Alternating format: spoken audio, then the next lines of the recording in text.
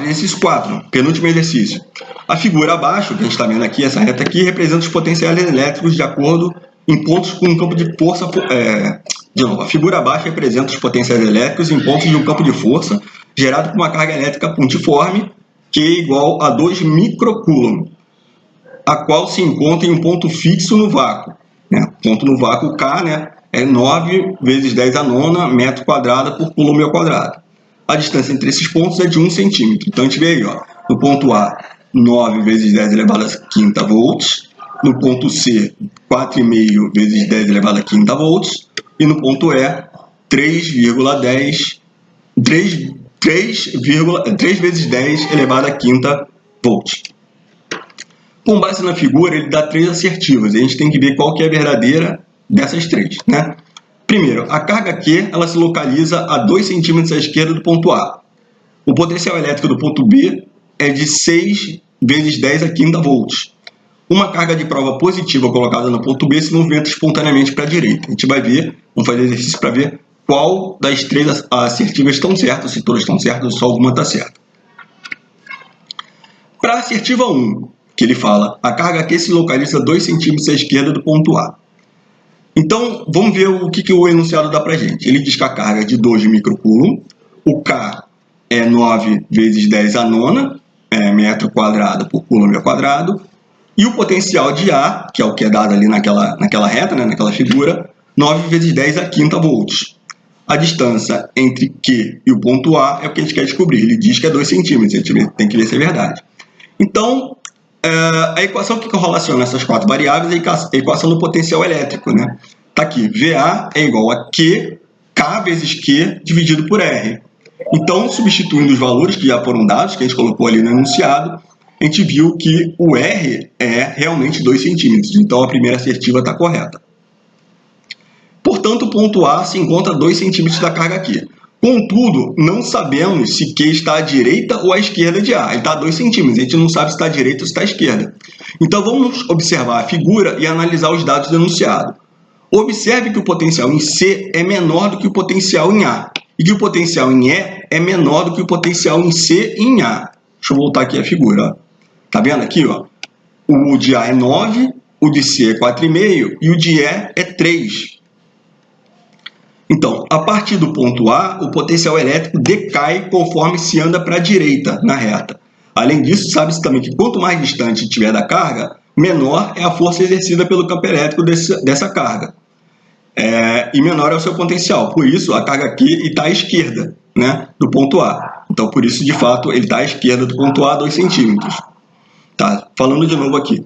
Quanto mais distante estiver da carga, menor é a força exercida pelo campo elétrico dessa carga. Menor é o seu potencial. Quanto mais longe você estiver da carga que tiver uma potência, menor é a força. Então, ele está realmente a 2 centímetros, está do outro lado. Assertiva 2, ele dá lá um valor de potencial elétrico do ponto B, que a princípio acho que está nulo, segundo a figura. Assertiva B, ele diz que o ponto A, então, está 2 centímetros da carga Q, e que sabendo que a distância entre os pontos é de 1 centímetro, que é dada no problema também, então a distância R entre o ponto Q e o ponto B é de 3 centímetros, 2 centímetros para chegar em A e depois mais 1 centímetro para chegar em B. A partir dessa informação, a gente vai calcular o potencial elétrico do ponto B. Também usando a mesma fórmula, só que aí agora a gente já tem o R, em centímetro, a gente tem que usar no SI, se está tudo no SI, bota para metro, 0,03 centímetros.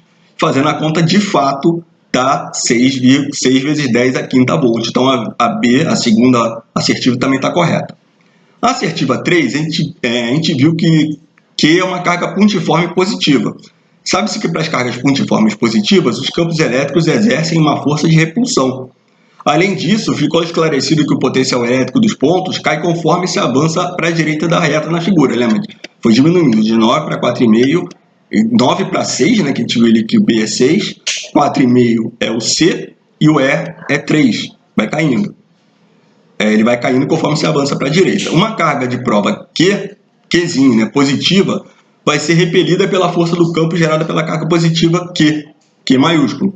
E além disso, as cargas de movimentação, as cargas se movimentam sempre do ponto de vista do maior potencial para o ponto de menor potencial. A DDP, sempre do maior potencial para o menor potencial. Portanto, uma carga de prova Qzinho largada no ponto B vai se movimentar para a direita, porque ele vai sempre do maior para o menor. Então, as três alternativas são, as assertivas são verdadeiras, e a alternativa que mostra que as três são verdadeiras, que é a alternativa correta.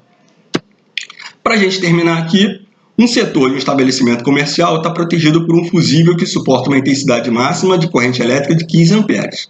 Pretende-se que funcione ao mesmo tempo, sob condições normais, os seguintes elementos. Então, você tem um fusível de 15 amperes lá.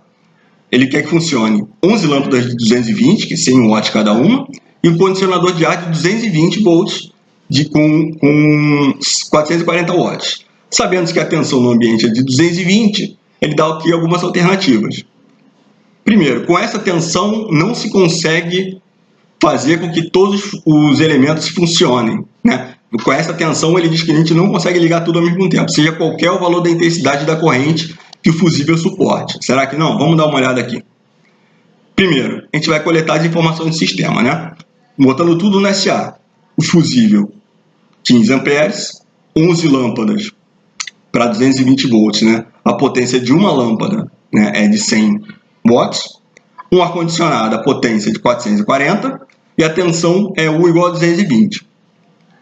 É preciso entender que o fusível funciona como um dispositivo de segurança do circuito elétrico. Ao detectar uma corrente maior do que a suportada, ele queima, impedindo o circuito elétrico de queimar, né, de continuar funcionando. Isso é vantajoso porque o fusível que queima, ao invés de queimar todos os aparelhos elétricos, ele funciona como um sacrifício no circuito. Então, a primeira alternativa, a gente vai ver que é falsa. Por quê? A gente precisa descobrir qual é a corrente total que o conjunto de lâmpadas de ar-condicionado demandam, né? Então, são 11 lâmpadas mais o ar-condicionado. A corrente total vai ser a corrente da lâmpada mais a corrente do ar-condicionado.